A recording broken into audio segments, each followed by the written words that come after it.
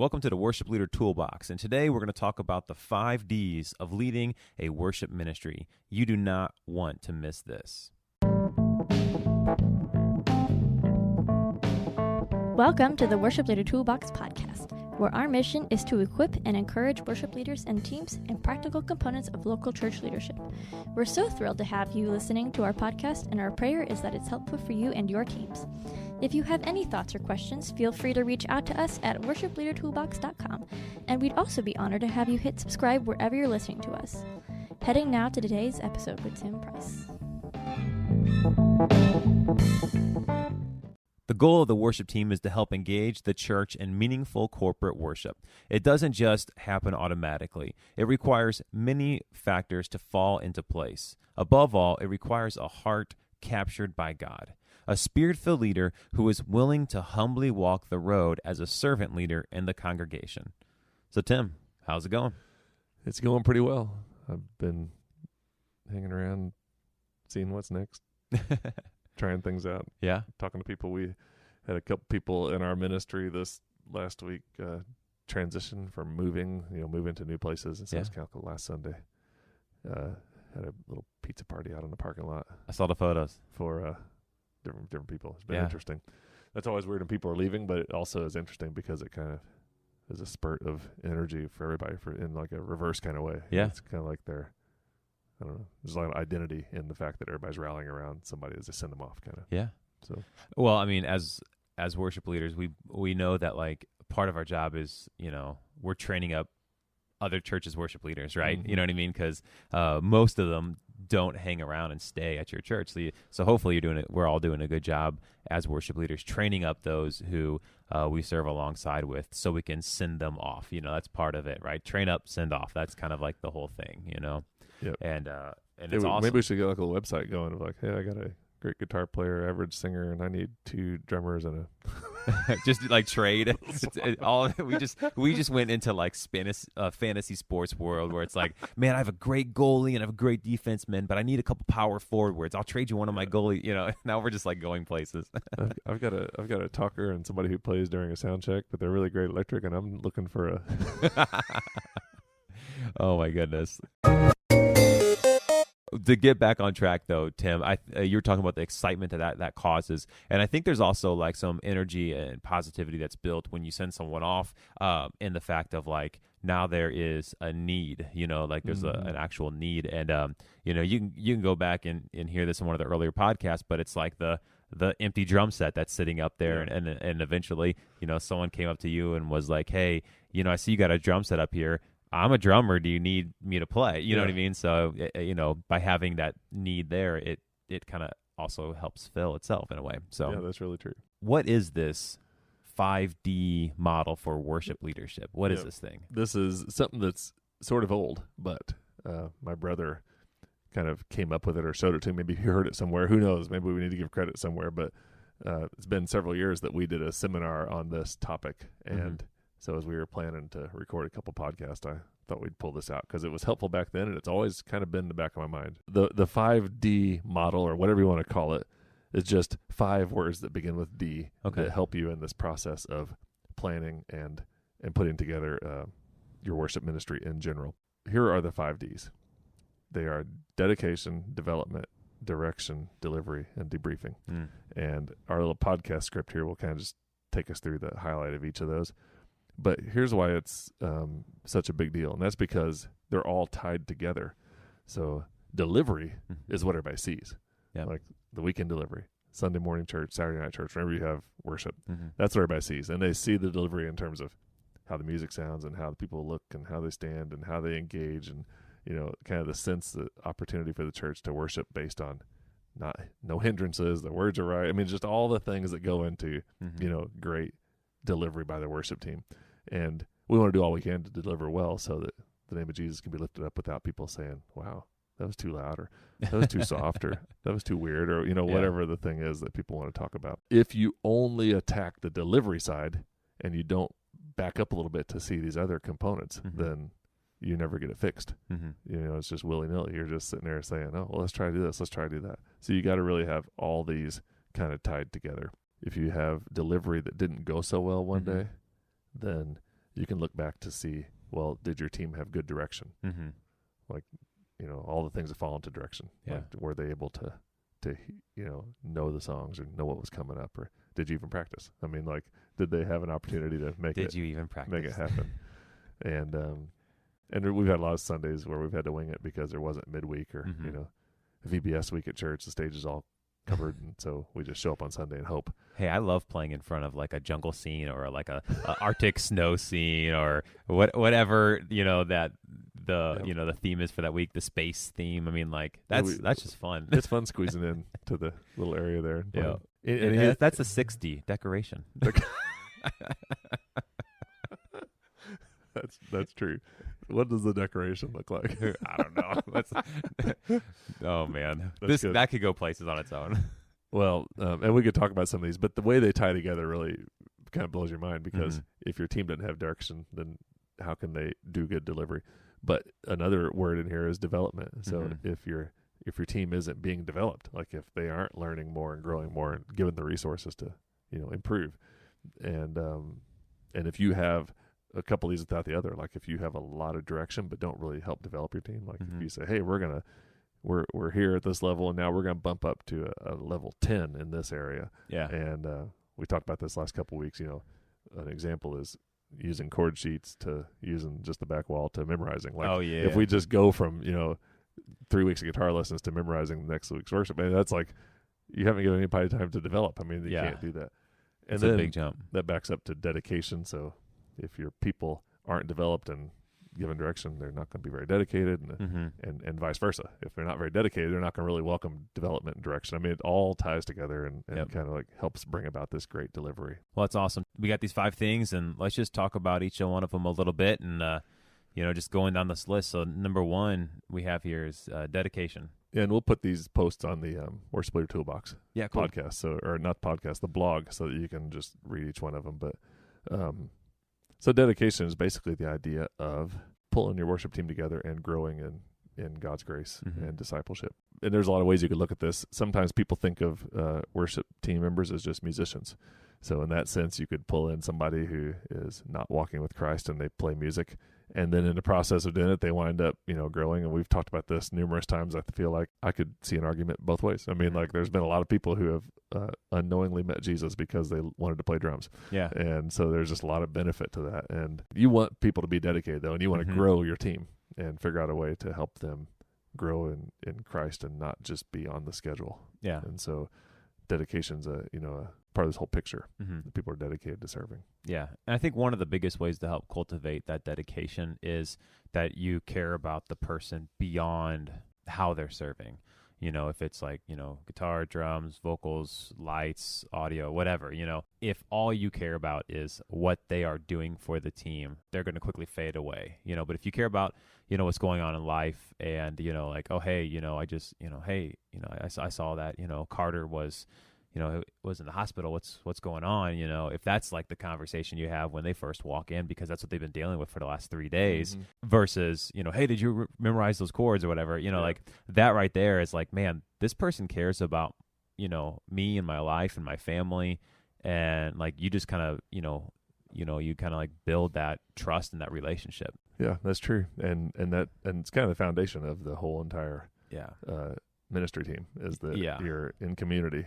And the community isn't just for good friend circle. It's so that all of you can be friends and grow in Jesus. Yeah. So it's like the whole foundation. So that's a good way to put it. Yeah, that's good. All right. Number 2, development. Yep. And this is the one I kind of focused in on a minute ago. But, inviting people to grow in their skill is a huge part of continuing helping the church to grow. And development can take a lot of angles. I mean, it's, learning a new song or learning a new part or listening to a track or an MP3 file that, say, we're going to try to do it just like this. And there can also just be development other ways, like circle up for prayer and invite somebody to lead in prayer aloud. And for a lot of worship team members, that's not necessarily a norm. Yeah. So there's 2 different aspects, like you're just saying, and I haven't had this experience, but it would be hard to like, have someone who is like, fantastic, but they're spiritually broken, right? If they're like fantastic at their craft or whatever, like to the point where like that is their God. You know what I mean? But they don't actually like invest in their, their walk with Christ. I think then at that point you need to like, okay, we're going to put things on pause, and I want to, disciple this person and develop them in that area, because then that would, come out in their worship leading. Oh yeah. I mean, and that gets back to, somebody just being along for the ride. One guy I heard one time say, anybody can join the worship team, but you have to meet requirements to stay on the worship team. Oh, okay. And so I've always thought that was a wise kind of thing. That's because good. you don't want somebody just sitting there that's gonna, never catch the message, because serving in a worship ministry is not all it's cut out. Look what it looks like. Yeah. I mean, like, you miss most sermons. I mean, like, you're sacrificing as a faithful person to say, I'm gonna be in this thing. Yeah. So I mean, there are Sundays when it just goes haywire, and I pretty much, if I'm going to hear the sermon, I'm going to piece it together between 4 different services, or I'm going to listen to it the next morning on a podcast. Yeah. So, I mean, it's not for the faint of heart just to be up there like that all the time. Yeah. And it's not just Sunday morning. I mean, because, if you have things set up how, we've experienced in the past or whatever, but like you have like a midweek rehearsal, right? So you're also sacrificing time with your family, so it's not just like, that's a huge thing. And then depending on, do you have Saturday and Sunday services, or, how does that all work, or do you have Sunday morning and Sunday night services? I mean, so it's not, like you said, for the faint of heart. Well, that's good. Also, you hit on it, but another like development thing is there's tons of resources out there to help, your musician learn parts, like worship tutorials, or I can't think of one. I forget what it's called. Worship artistry is one that we've been. That's what you guys been using? Like videos. Yeah. Stuff. That's been good. Yeah, worship artistry, getting things in there, like getting an MP3 file of the same key, and then like, hey, this is how we're going to do it. And then like, if you use Planning Center, getting the chord charts in there in that order, like all those things go help developing your team. So, it's all investment. That's true. That's awesome. All right. So, number 3 is direction. And again, these are building on each other, and they build in reverse as well. Yes. But it's going to be hard to develop people unless you give them direction, Yeah. as we already mentioned. So direction comes in the form of pre-planning and pre-setting up things, and direction from the preaching and the planning and all those things.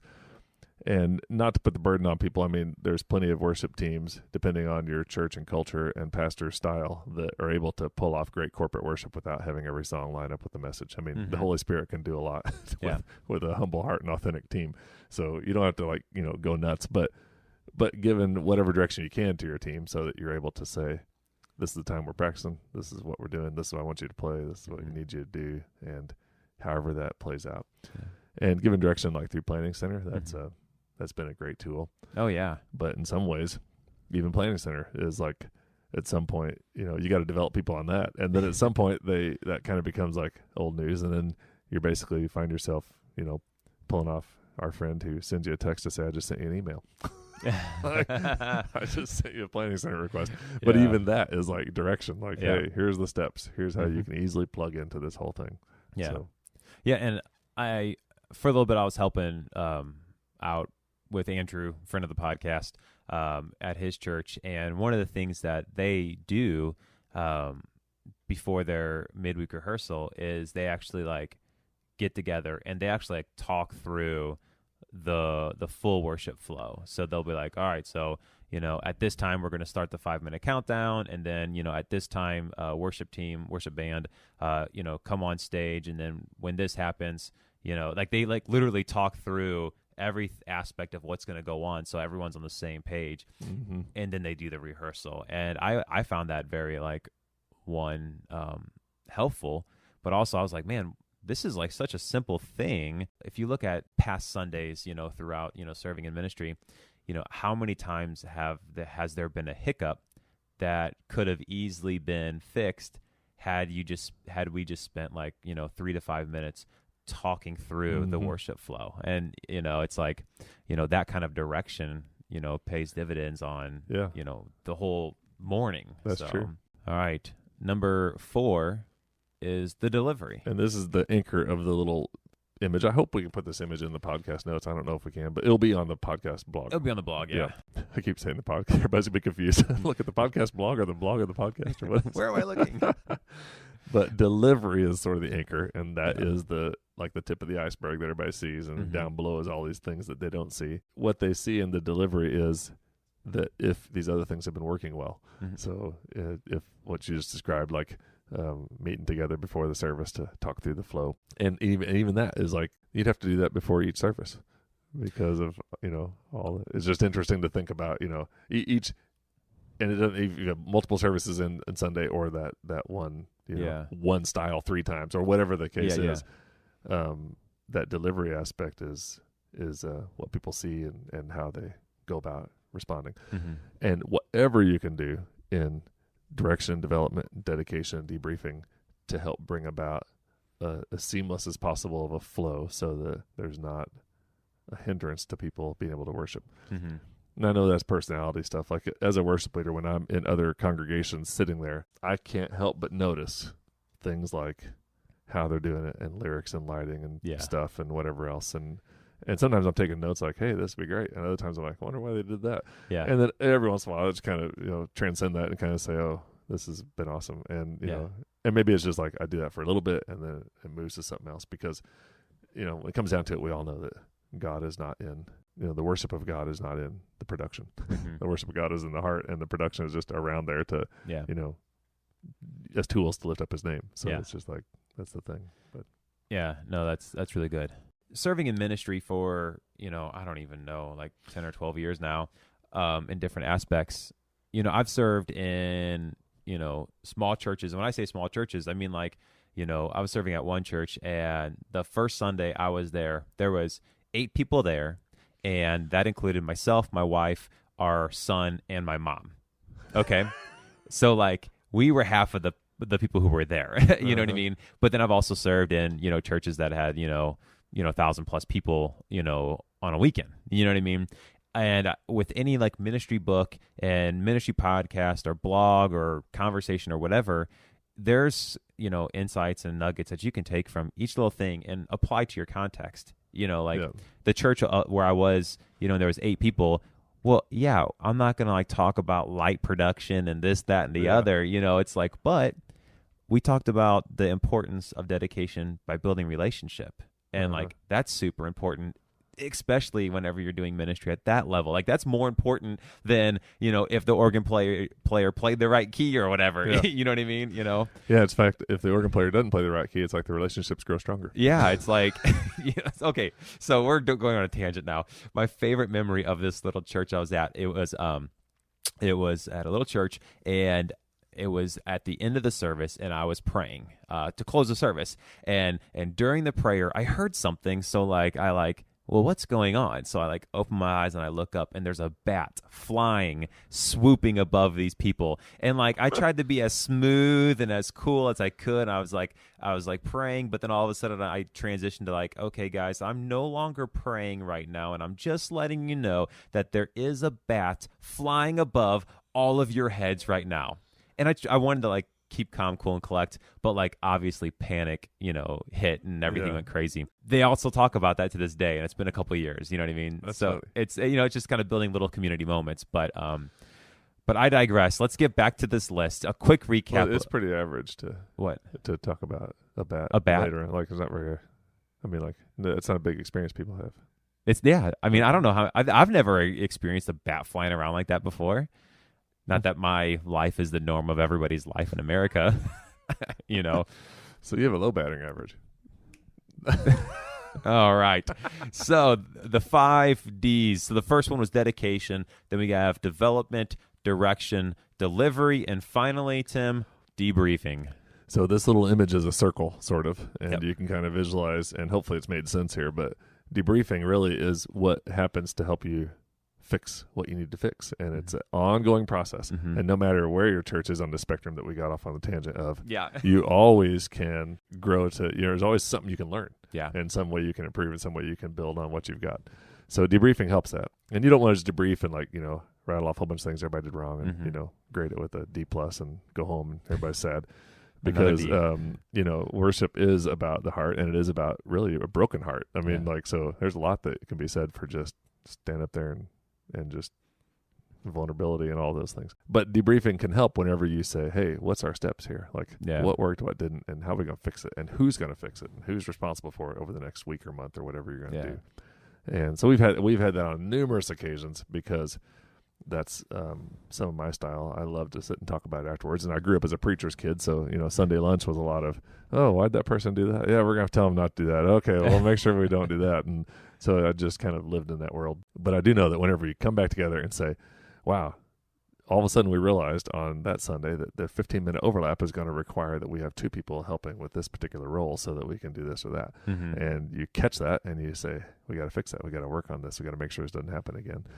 Debriefing plays into delivery because it helps it improve. Each of these others play into it, obviously, as well. And debriefing doesn't have to just be about delivery. Most often it is. But it can also be about how you're going to help set direction better, and how you're going to change course for people when it's needed, or help develop people better, or how you're going to improve dedication. And sometimes debriefing and sitting around together. A lot of times at the end of intense debriefing times, we've closed in prayer. I mean, it's not like an official meeting, but you stand around kicking tires long enough, pretty soon you're like, oh, yeah, it's a big burden we have. We got to fix this and fix that. Let's just pray and trust that God's going to work through us. Yeah. Debriefing, on the other hand, can also be really practical and planned, like depending on your church structure. It might be Monday morning with the paid team, staff person or a pastor or whoever. It could be as simple as 15 minutes after church. You're like, hey, guys, that was awesome. And what happened on that song? We got to make sure we change that for next time. So it could be either one, or it could be both. Yeah. So I think one thing that kind of stands out is when you use this like little phrase often, and I can't remember what the phrase is, but it's like the coaching phrase. What is that you always say? Like yes and but now, or whatever it is that you normally say. Yeah, you don't say you did good, but you say you did good. Now we need to get this going. Yeah, like you take it up a level instead of deleting or making light of what you just gave them a compliment in. Yeah. So that's good. So this was a great podcast, Tim. I think there's excellent practical nuggets in here for the small church who has 8 people in it, or like the church that has thousands of in it. All these nuggets, you can hop online and go to the worshipleadertoolbox.com, and we hope that everything that is on there is helpful for you. And we want to thank each and every one of you who are listening today. Please rate and share this podcast. Share it with your worship team, your ministry, or even if you're just a person who stumbled across this podcast somehow and you play in a church band and you're like, hey, our worship pastor should hear this, pass this on to them. That's how we really want to help this ministry to grow and continue to help serve you as you continue to help lift up the name of Jesus and worship with enthusiasm in your church. Hey, this is Ava, and I want to invite you to join us on social media for the Worship Leader Toolbox. Here are some ways you can get connected. You can join the Facebook group, Worship Leader Toolbox Community. You can also like the Facebook page, Worship Leader Toolbox, and we are on Instagram and Twitter at Worship Leader TB. We'll see you there.